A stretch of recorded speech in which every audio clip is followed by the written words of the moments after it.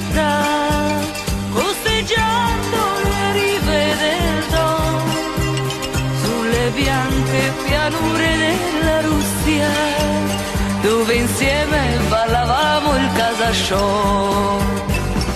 Occhi, occhi castani, che scordare mai più non potrò. Sento ancora le sue mani che battevano al suono del casasciò.